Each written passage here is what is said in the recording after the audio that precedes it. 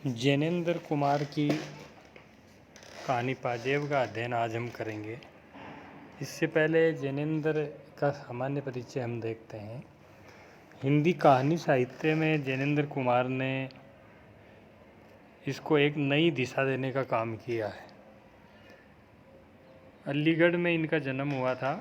शिक्षा गुरुकुल और काशी विश्वविद्यालय में हुई और गांधी जी के देशव्यापी आंदोलन से ये काफ़ी प्रभावित थे और गांधीवादी दर्शन में रंग गए थे। एक तरह से सत्य और अहिंसा जैसे सिद्धांत उनके व्यक्तित्व के अभिन्न अंग बन गए थे।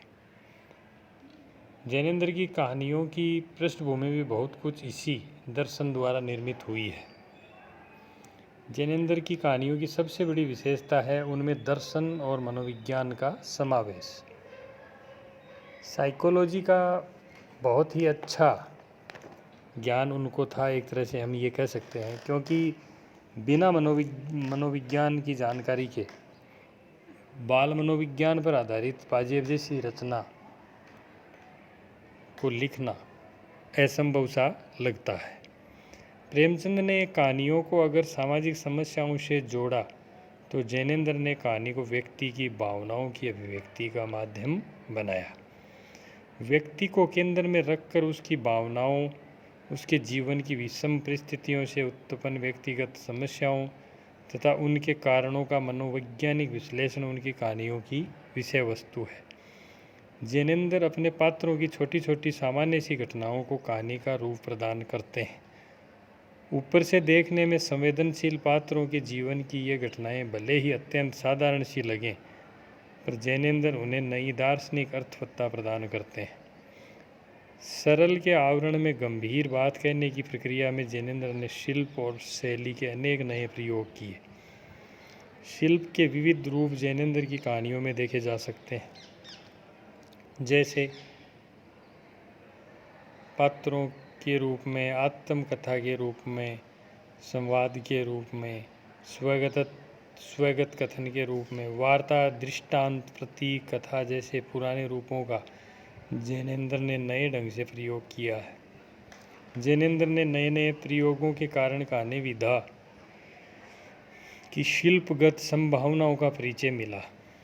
जैनेंद्र के नए नए प्रयोगों के कारण कहानी विधा की नई नई जो संभावनाएं हैं उनका परिचय मिला, किंतु कहानी के पुराने शिल्प को तोड़कर नया शिल्प देने से भी अधिक महत्व जैनेंद्र का इस बात में है कि उन्होंने कहानी को एक सहज, स्वाभाविक, पारदर्शी भाषा और भंगिमा दी।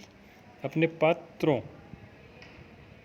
के मनोविज्ञान, उनकी घरेलू बोलचाल, उनकी दैनिक समस्याएं, उनके सुख दुख को वे ऐसे आयासहीन और आत्मीय ढंग से छोटे छोटे वाक्यों में गूंथ कर रख देते हैं कि पाठक कहानी का पाठक न रहकर उसका भोक्ता बन जाता है।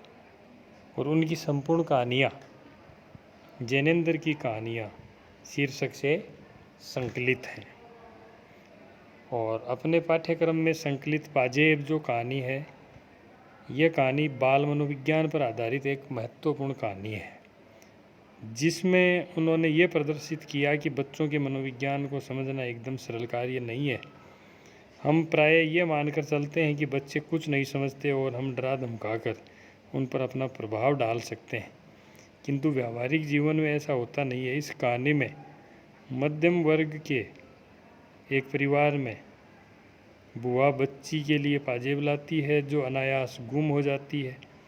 माँ बाप को शक होता है कि पाजेब को किसी ने चुरा लिया है। पहले तो वे नौकर पर शक करते हैं, फिर अपने बेटे पर, उसके बाद बेटे के मित्र पर। होते होते उन्हें यकीन हो जाता है कि पाजेब उनके बेटे आशू ने के साथी ने चुराई है।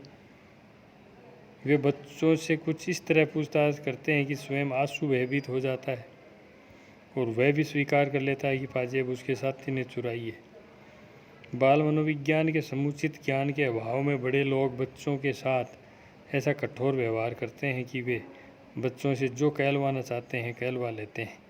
ऐसा इस कहानी में होता है, किंतु सारा रहस्य तब खुलता है जब कई दिन बाद बुआ आती है और पाजेब लौटाकर कहती है कि भूल से वह उसकी जेब में चली गई थी।